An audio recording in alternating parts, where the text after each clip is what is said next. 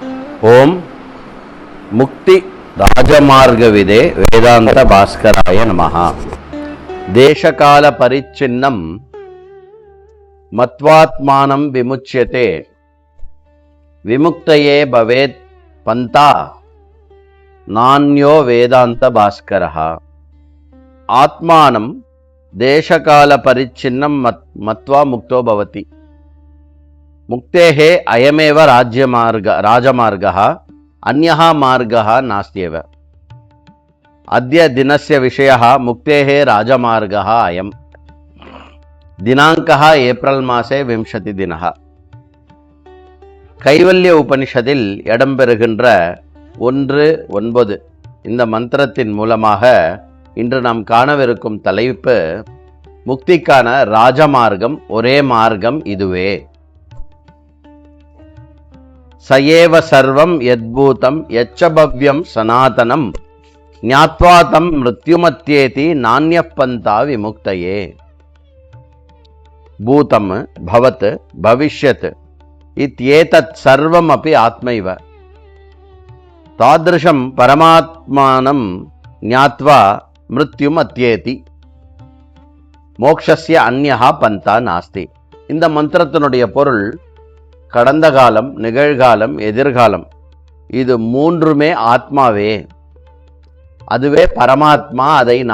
அதை அறிவதே முக்தி. அதுதான் மிருத்யுவிலிருந்து விடுபடுகின்ற வழி. வேறு மார்க்கம் கிடையாது. மோக்ஷோ நாம மரணாத் முக்திஹி. ஆத்மஜானஸ்ய பலமேவ முக்திஹி. ஞானம் நாம பிரம்மஜானமேவ. மோக்ஷம் என்றால் மரணத்திலிருந்து விடுபடுவது பேரு மோக்ஷம். ஆத்ம ஞானத்தினுடைய பலமாக எது இருக்கக்கூடியதோ அதற்கு பேரு மோக்ஷம். அந்த ஞானம் என்பது பிரம்ம ஞானம்தான், வேற எந்த ஞானமும் இல்லை. பிரம்மைவாஹமஸ்மி இது ஞானமேவ பிரம்ம ஞானம். பிரம்மஜானினஹ மரணம் நாஸ்தி, பிரம்மஜானி ந மிரியதே, பிரம்மஜானினஹ மரணபயம் நாஸ்தி இதி ஸ்ருதயஹ புனஹ புனஹ உத்கோஷயதி. பிரம்மஜானிகளுக்கு மரணம் கிடையாது, பிரம்மஜானி இறப்பதில்லை, பிரம்மஜானிகளுக்கு பயம் என்பதில்லை என்பது மீண்டும் மீண்டும் ஸ்ருதியில் இடம்பெறுகின்ற அறைகூவல்கள். அஸ்ய ரகஸ்யஸ்ய ஆஷயம் அயம் மந்திரஹ உபதிஷதி. பிரம்ம நாம நஹி கஷ்டித் தேவாஹ. பிரம்மம் என்றால் ஏதோ ஒரு தேவனுடைய பெயர் அல்ல.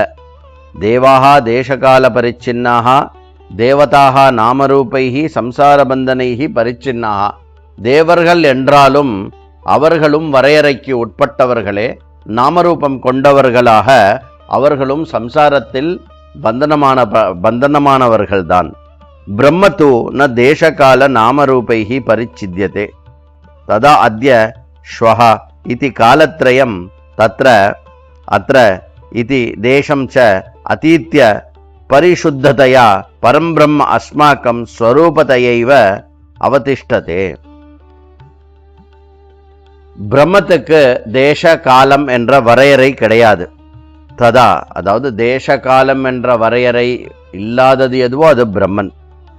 அதனால் அதற்கு இன்று, நேற்று, நாளை என்ற இந்த காலத்தினுடைய இந்த 3 நிலைகள் அதற்கு இல்லவே இல்லை. மேலும் தேசம் என்பது அதற்கு கிடையாது. இவ்வாறு யார் இருக்கிறார்களோ அவர்கள் தன் ஸ்வரூப், இதுதான் ஒவ்வொருவருடைய ஸ்வரூபமாக இருக்கிறது. ஏவம் விஜானதா தீரஸ்ய கஸ்மாத் குத்ர கதம் வா பயம் பிராப்தி பவேத். இவ்வாறு அறியக்கூடிய ஒருவன், அவனை உபனிஷத் தீரா என்கிறது. அப்படி அந்த தீரனானவன் இவ்வாறு ஆத்ம ஞானத்தை அடைந்தவனுக்கு, அவனுக்கு எங்கே, எப்படி, எதனால் பயமானது ஏற்பட முடியும்? மோக்ஷஸ்ய ராஜமார்கோயம். இதுதான் மோக்ஷம், இதுதான் மோக்ஷத்துக்கான ராஜமார்க்கமாக இருக்கிறது. ஓம் முக்திஹி ராஜமார்கவிதே வேதாந்த பாஸ்கராய நமஹ.